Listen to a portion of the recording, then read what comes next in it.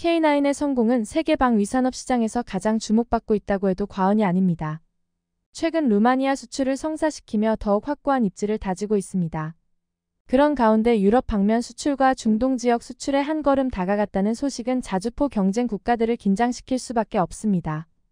긴장을 넘어 끊임없이 견제를 해오고 있습니다. 그런데 더 이상 견제도 소용없을 만큼 더 격차가 벌어지고 있는 상황에 허탈해하고 있습니다. 우리나라가 이집트와 2조 원 규모의 K9 자주포 수출 계약을 맺은 것은 지난 2022년 2월이었습니다. 최근 주행 테스트를 위해 국산 파워팩을 탑재한 자주포와 탄약 운반차를 이집트에 보냈는데요. 테스트로 포장과 비포장, 30도가 넘는 경사도 등 3,200km 구간의 강도 높은 장거리 과정을 석 달에 걸쳐 치르게 되었죠. 이 테스트를 통과할 경우 국산 파워팩을 탑재한 자주포의 사상 첫 수출이 성사될 것으로 보입니다. 또한 독일이 자국 파워팩을 탑재한 무기의 중동 수출을 금지해온 제약에서도 벗어날 수 있게 되었습니다. 결국 또 한국한테 대규모 시장을 빼앗긴 셈이 되자 독일 등 경쟁 국가들은 한국을 상대할 전략을 모색 중이라고 하지만 어려움이 예상될 것으로 분석되고 있습니다. 한국이 자주포 시장을 석권하는 수준을 넘어서 아예 정복하는 지점에 다다르고 있기 때문입니다. 이런 상황에서 독일은 마지막 발악을 하고 있었습니다. 앞서 언급했던 것과 같이 독일은 자국 파워팩을 탑재한 무기를 중동에는 팔지 못하도록 했습니다.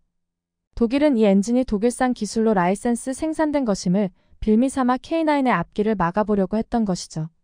실제로 K9 수출 협상이 독일의 수작으로 인해 성사 직전까지 가서 무산된 적도 있었습니다. 이에 대응하기 위해 한국은 신박한 방법을 택했습니다. 그건 바로 그동안 세계 각국에 팔았던 K9들의 엔진을 전면 리콜하는 것이었습니다. 어떤 큰 그림을 그리고 있는지 그 내용 살펴보겠습니다. 독일의 엔진 갑질에 대응하는 한국의 노력은 전면 국산화였습니다. 외국산 부품의 비중을 점차 줄여가면서 결국에는 국산화를 선언하게 되는 시나리오를 계획했습니다. 이런 결정을 내리게 된 가장 큰 사건이 있었는데요. 2020년 UAE 수출 협상 당시 막판 입찰 직전 독일의 수출 제한으로 방해받았던 사건 때문이었습니다. 그 전부터 독일이 엔진 기술을 문제 삼아 은근히 견제를 걸어오고는 있었지만 UAE 사업에서는 정말로 계약서에 도장 찍기 직전에 독일이 나타나서 회방을 놓았습니다. 그 후에도 독일은 유독 중동에다가 K9을 팔려고 할 때마다 끈질기게 방해를 했습니다. 아예 각국의 방산 전시회에 견본품 전시조차도 못하게 만들었습니다. 더 이상 참을 수 없었던 한국은 독일의 갑질로부터 벗어나기 위해 K9에서 독일 기술을 조금도 남기지 않기 위해 애써왔습니다. 하지만 쉽지 않은 일이었습니다. 한국에게 기갑 무기 수준의 디젤 엔진을 국산화해본 사례가 없었기 때문이었습니다. 하지만 한국은 언제나 위기의 상황에서 더욱 강해지는 모습이었죠. 장애물은 많았습니다. 한국에는 독일 엔진을 라이센스 생산하는 기업은 있었지만 누구도 엔진 시장에서 독일 기업을 뛰어넘는 엔진 개발 사업을 하겠다고 쉽게 뛰어들지 못했습니다. 그런데 한국은 바로 그 라이센스 생산 기업인 STX에게 국산화 사업을 맡기는 방식을 택했습니다. 이 선택은 생각했던 이상으로 확실한 결과를 가져올 수 있었습니다. 그동안 독일 엔진을 만들면서 쌓은 노하우를 접목시켜 국산 개발을 효과적으로 이끌 수 있었습니다. STX는 불과 3년 만에 엔진 국산화를 성공시키는 놀라운 결과를 가져왔습니다. 그런데 개발자들에 따르면 STX가 국산화 과정에서 최우선 목표로 삼은 것은 독일 엔진을 능가하는 성능이 아니었습니다. 그보다 더 우선적으로 둔 것은 정확히 동일한 재원이었는데요. 1:1 호환을 목표로 삼았던 것이었죠. 당장이라도 엔진을 갈아 끼울 수 있게 만들어서 가능한 한 빠르게 K9을 독일의 영향력에서 벗어나게 하는 것이 목표였습니다. K9 자주포 체계 장비에 어떠한 변화도 없이 기존 엔진과 교체가 가능하도록 개발하는 데 중점을 뒀습니다. 여기에 더불어 성능적인 개선까지 있었으니 엄청난 성과가 아닐 수 없었습니다. 이를 통해 전자 제어 장비가 엔진 내부 연소 과정을 해석해서 연료 분사 패턴을 최적화할 수 있게 되었습니다. 결과적으로 기존 엔진 대비 연료 소비율이 5% 이상 개선되는 효과를 가져오게 되었습니다. STX가 이러한 가공할 만한 성과를 개발과 양산을 동시에 진행하면서 일궈냈다는 점은 정말 대단했는데요. 이번에 국내 매체가 공개한 내용에 따르면 지난 2022년 이집트와 체결한 K9 수출 계약의 세부적인 내용은 K9 216문, K10 탄약 운반차 39대, K11 사격 지휘 장갑차 51대였습니다. 이집트는 이 모든 물량의 국산 파워팩이 탑재되는 조건을 내걸었습니다. 지난해 이집트의 한 군사 전문가는 자신의 트위터에 지금까지 보지 못한 도색이 입혀져 있는 K9 자주포 한 장의 사진을 올렸습니다. 사진을 올린 이집트 군사 전문가는 이 사진이 이집트의 이백 군사 공장에서 촬영한 K9A1 이지왈 즉 이집트 수출형 K9 자주포라고 밝혔습니다. 그리고 같은 공장에서 이집트형 K9의 생산을 시작할 준비를 하고 있다는 소식을 전하기도 했었는데요. 즉 사진에 찍힌 K9이 이집트에서 처음 생산된 시제품이라는 뜻으로 K9 자주포의 이집트 현지 생산이 시작됐다는 것을 알 수 있습니다. 한국은 올해부터 이집트에 초도 물량을 공급하고 잔여 물량은 이집트 현지 라이센스 생산으로 공급할 계획이었습니다.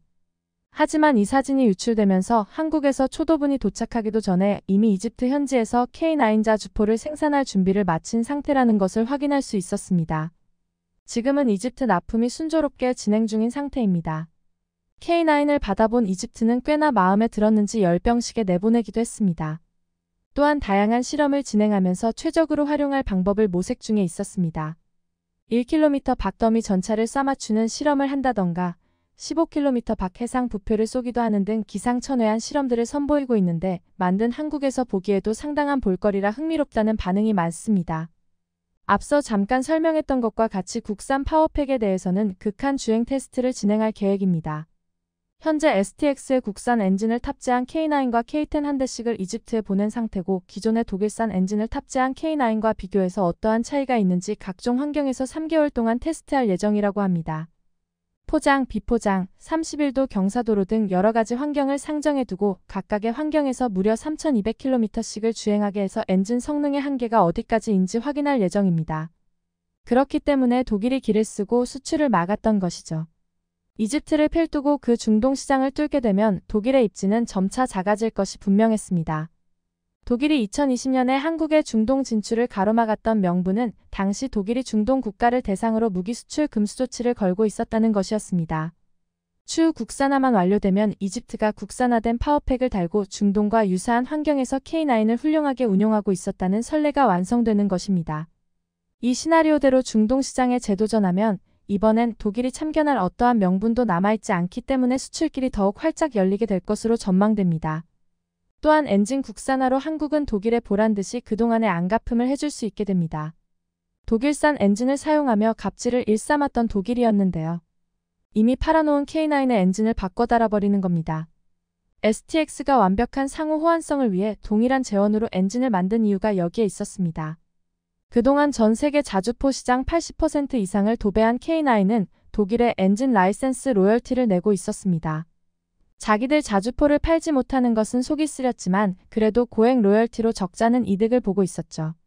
하지만 한국인 국산 파워팩에 성공한 이상 이야기는 달라지게 됩니다. 아무런 체계 통합 과정도 필요 없이 그냥 정비 과정에서 국산 엔진으로 바꿔 끼워버리면 독일에 더 이상 로열티를 지불하지 않아도 되는 것인데요. 독일은 사실 중동 수출길이 뚫리는 것보다도 이 부분을 더욱 뼈아파했습니다. 앞으로도 팔릴 날이 창창한 K9이기에 그 타격은 훨씬 크게 다가오고 있습니다. 이집트에서의 실험 데이터에 관심을 보인 첫 번째 중동 국가는 사우디아라비아가 될 것으로 보이고 있습니다. 사우디아라비아는 한국 무기를 놓고 은근히 UAE와 도입 경쟁을 벌이는 구도가 비춰지고 있습니다. UAE가 과거 독일로 인해 K9 도입에 실패한 것을 알기에 사우디는 독일의 방해가 사라지자마자 마치 UAE 보란듯이 한국에 접촉해왔습니다. 심지어는 조만간 K9 자주포의 현지 성능 시험까지 진행될 예정이라고 하죠. 이미 사우디아라비아의 고위 국방 당국자들이 한국을 찾아 방산 협력을 논의한 후 미사일 체계 위주로 협력이 이루어질 것으로 예상되었습니다. 하지만 뜻밖에도 첫 소식은 K9이 장식하게 되었습니다. 200문 안팎으로 비슷한 규모였던 이집트의 사례에 비추어 보면 금액으로는 2조 원 수준이 될 것으로 보입니다. 사우디아라비아뿐 아니라 독일로 인해 무산되었던 UAE도 다시 시작될 예정입니다. 폴란드, 이집트, 루마니아, 핀란드, 노르웨이 등 밀려드는 물량을 소화해 K9 자주포를 기한보다 앞서 납품하기 위해 생산 능력을 2배로 늘렸다고 하죠. 현재 인도에 K9 자주포 200대를 추가 수출하는 2차 계약 협상도 막바지에 이르른 상황이라고 전해지고 있습니다. 인도군은 K9 자주포를 주로 중국과 국경 분쟁이 잦은 카슈미르 지역에 집중 배치하고 있다고 합니다. 이에 위기감을 느낀 중국은 외교 경로를 통해 한국의 인도와 추가 계약을 하지 말아달라고 압박을 가하고 있다는 소식도 전해졌습니다. 이처럼 국산 팩을 단 K9의 앞날이 더욱 창창해지고 있다는 소식은 언제 들어도 기분 좋을 수밖에 없습니다. 계속해서 세계로 뻗어나가는 K9의 소식 전해드리겠습니다. 영상을 끝까지 시청해주셔서 감사합니다. 구독과 좋아요는 영상 제작에 큰 힘이 됩니다.